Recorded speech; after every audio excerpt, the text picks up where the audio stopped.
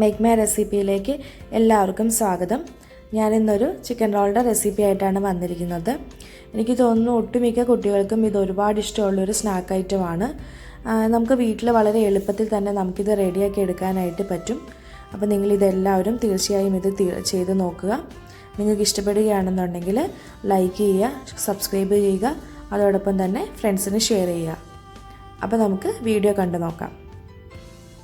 ഇത് ചെയ്യാനായിട്ട് ആദ്യം തന്നെ നമുക്ക് ഇതിൻ്റെ ഉള്ളിലത്തെ ഫില്ലിംഗ് ആണ് റെഡിയാക്കേണ്ടത്. അതിനായിട്ട് നമുക്ക് കുറച്ച് ഓയിൽ ഒഴിച്ച് കൊടുക്കാം. അതിനുശേഷം ഓയിലൊന്ന് ചൂടായതിന് ശേഷം നമുക്കതിലേക്ക് 1 ടീസ്പൂൺ ഇഞ്ചി വെളുത്തുള്ളി പേസ്റ്റ്, പിന്നെ അതുപോലെ തന്നെ ഒരു 1/4 ടീസ്പൂൺ പെരിഞ്ജീരകം, 1/4 ടീസ്പൂൺ കുരുമുളക്, ഇത്രയും ഞാൻ ചതച്ചെടുത്തിരിക്കുന്നതാണിത്. ഇത് നന്നായിട്ട് എണ്ണയിൽ കിടന്നൊന്ന് മൂത്ത് കഴിഞ്ഞതിന് ശേഷം നമുക്കതിലേക്ക് ഒരു സവാള, ഒരു മീഡിയം സൈസിലുള്ള ഒരു സവാള ചെറുതാക്കി കൊത്തി അരിഞ്ഞത് നമുക്ക് എണ്ണയിലേക്ക് ചേർത്ത് കൊടുക്കാം.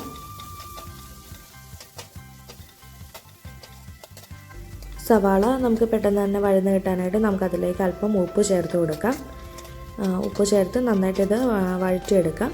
അപ്പോൾ നമുക്ക് ഇനി ഏതെങ്കിലുമൊക്കെ വെജിറ്റബിൾസ് ഒക്കെ ചേർക്കണം എന്നുണ്ടെങ്കിൽ നമുക്ക് ഈ ഒരു ടൈമിൽ നമുക്ക് ചേർത്ത് കൊടുക്കാം.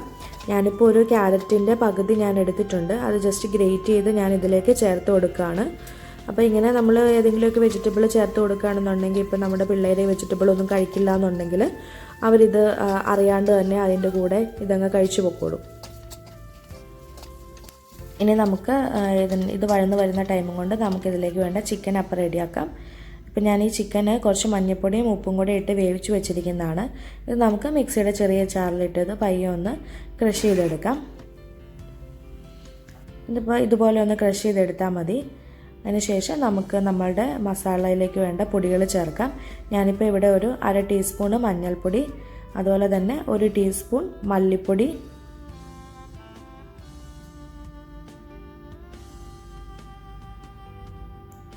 ഇത് രണ്ടും പയ്യെ എണ്ണയിൽ കിടന്നൊന്ന് പയ്യെ മൂത്തതിന് ശേഷം നമുക്കിതിലേക്ക് മുളക് പൊടി ഇതിലേക്ക് ചേർത്ത് കൊടുക്കാം. ഞാനിപ്പോൾ 1 ടീസ്പൂൺ മുളക് പൊടിയാണ് എടുത്തിരിക്കുന്നത്. അത്യാവശ്യം എരിവുള്ള മുളക് പൊടിയാണ്. എരിവില്ലാത്ത മുളക് പൊടിയാണെന്നുണ്ടെങ്കിൽ ഒരു 1.5 ടീസ്പൂൺ വരെയൊക്കെ എടുക്കുക. ഇത് നന്നായിട്ടൊന്ന് വാടിയതിന് ശേഷം നമുക്കിതിലേക്ക് നമ്മൾ ക്രഷ് ചെയ്ത് വെച്ചിരിക്കുന്ന നമ്മളുടെ ചിക്കൻ ഇതിലേക്ക് ചേർത്ത് കൊടുക്കാം. ചിക്കൻ ഇപ്പോൾ അത്യാവശ്യം നന്നായിട്ട് വെന്തിരിക്കുന്ന ചിക്കനാണ്. അപ്പോൾ ഇതിൽ വേവാനൊന്നുമില്ല. നമുക്കിത് ജസ്റ്റ് മസാലയൊക്കെ ഒന്ന് പിടിക്കാൻ വേണ്ടിയിട്ട് നമുക്കിത് നന്നായിട്ട് ഇത് മിക്സ് ചെയ്ത് കൊടുക്കാം. ഇനി നമുക്ക് ലാസ്റ്റായിട്ട് ഇതിലേക്ക് ഒരു 1/2 ടീസ്പൂണ് ഗരം മസാലയും കൂടെ ചേർത്ത് കൊടുത്തിട്ട് നമ്മളുടെ ഈ ഫില്ലിങ് നമുക്കിത് നന്നായിട്ട് ഇളക്കി യോജിപ്പിച്ചെടുക്കാം. ഇപ്പോൾ നമ്മുടെ ഫില്ലിങ് റെഡി ആയിട്ടുണ്ട്. ഇത് നമുക്കൊരു സൈഡിലേക്ക് മാറ്റി വയ്ക്കാം. ഇനി നമുക്ക് ഇതിലേക്ക് വേണ്ട ദോശ റെഡിയാക്കാം. ദോശ റെഡിയാക്കാനായിട്ട് ഒരു മിക്സിയുടെ ജാറിലേക്ക് നമുക്ക് 1 കപ്പ് മൈദപ്പൊടി ചേർത്ത് കൊടുക്കാം. ഞാനിപ്പോൾ ഇത്രയുമുള്ള ഒരു ഫില്ലിങ്ങിന് വേണ്ടിയിട്ട് പാകത്തിനുള്ളൊരു ദോശയുടെ എമൗണ്ടാണ് ഞാനീ പറയുന്നത്. അതിലേക്ക് നമുക്കൊരു 1.25 കപ്പ് വെള്ളം ചേർത്ത് കൊടുക്കാം. ഇത് ഞാൻ മിക്സിയിൽ അടിക്കുന്നത് എന്തിനാണെന്ന് വെച്ച് കഴിഞ്ഞാൽ ഇതിനകത്ത് കട്ടയൊന്നും ഉണ്ടാകാതിരിക്കാൻ വേണ്ടിയിട്ടാണ് ഞാൻ മിക്സിയിൽ അടിക്കുന്നത്. ആവശ്യത്തിന് ഉപ്പും കൂടെ ചേർത്ത് കൊടുത്ത് ഇത് നമുക്ക് നന്നായിട്ടിത് അടിച്ചെടുക്കാം. അപ്പോൾ ഞാൻ മാവ് റെഡിയാക്കിയിട്ടുണ്ട്. ഈ ഒരു കൺസിസ്റ്റൻസിയിലാണ് നമുക്ക് മാവ് റെഡിയാക്കേണ്ടത്. കോഴി ഒഴിക്കാൻ പാകത്തിന് ആ ഒരു രീതിയിൽ മാവ് റെഡിയാക്കുക. അതിനുശേഷം നമുക്ക് ദോശ ചുട്ട് നോക്കാം. ഞാനിപ്പോൾ ഇവിടെ എൻ്റെ പാത്രത്തിൽ കറക്റ്റായിട്ട് വന്നത് ഒരു 1/2 കപ്പ് മാവ് എടുത്ത് കഴിഞ്ഞിട്ടുണ്ടെങ്കിൽ അത് കറക്റ്റായിട്ട് ഫില്ലായിട്ട് നല്ല നൈസായിട്ട് അതിൻ്റെ ഓരോ ദോശ നമുക്ക് ചുട്ടെടുക്കാൻ പറ്റും.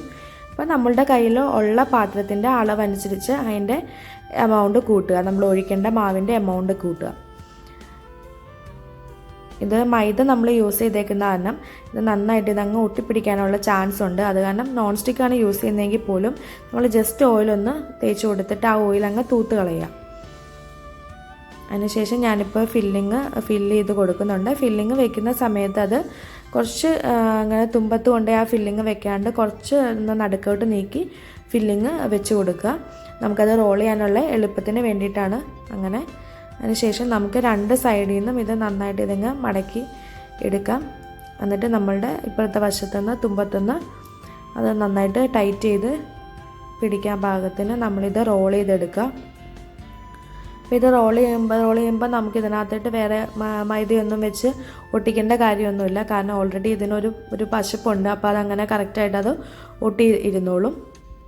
ഇത് വേണമെന്നുണ്ടെങ്കിൽ ഇങ്ങനെ തന്നെ ഇത് എണ്ണയിലിട്ട് ജസ്റ്റ് വറുത്തെടുക്കാം.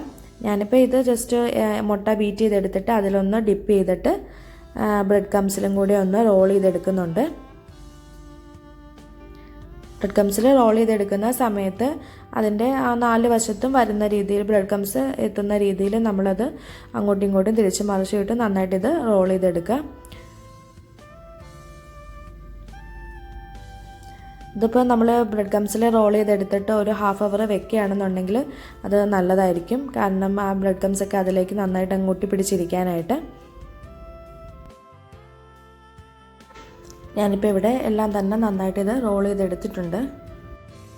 അതിനുശേഷം നമുക്കിത് എണ്ണയിലിട്ട് നന്നായിട്ട് ഇത് വറുത്തെടുക്കാം.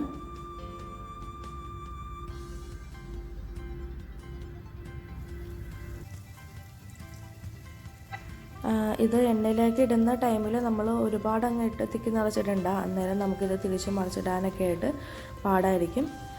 ഇപ്പം ഞാനിത് ഉണ്ടാക്കിയിട്ട് അപ്പം തന്നെ എണ്ണയിലേക്ക് ഇട്ടത് കാരണമാണ് അതിങ്ങനെ പൊളിഞ്ഞിങ്ങനെ പോകുന്നത്. അപ്പോൾ നിങ്ങളിതൊരു ഹാഫ് അവർ ഇങ്ങനെ ബ്രെഡ് ക്രംസിൽ റോൾ ചെയ്തിട്ട് അതിങ്ങനെ വെക്കുകയാണെങ്കിൽ അത് പൊളിഞ്ഞു പോകാണ്ട് ഇങ്ങനെ ഇരുന്നോളും. ഇപ്പോൾ എൻ്റെതിപ്പോൾ ഏകദേശം ഇത് റെഡി ആയിട്ടുണ്ട്. ഞാനിപ്പോൾ ഇത് എണ്ണയിൽ നിന്ന് എടുത്ത് മാറ്റുകയാണ്. അപ്പോൾ ഞാനിത് 3 എണ്ണമാണ് ഇപ്പോൾ റെഡിയാക്കണുള്ളൂ. ബാക്കിയുള്ളത് ഞാനത് ഫ്രിഡ്ജിൽ സൂക്ഷിച്ച് വയ്ക്കുകയാണ് ചെയ്യണേ. അങ്ങനെ നമുക്കൊരു 2-3 ദിവസം വരെയൊക്കെ നമുക്കിത് ഫ്രിഡ്ജിൽ സൂക്ഷിച്ച് വയ്ക്കാം. അതാത് ദിവസം നമുക്ക് വേണ്ടത് മാത്രം എടുത്ത് ഉണ്ടാക്കിയാൽ മതി.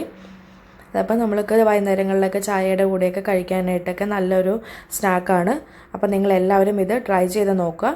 അതോടൊപ്പം തന്നെ എൻ്റെ ഈ ചാനൽ സബ്സ്ക്രൈബ് ചെയ്യുക, ഫ്രണ്ട്സിന് ഷെയർ ചെയ്യുക. അപ്പോൾ താങ്ക് യു.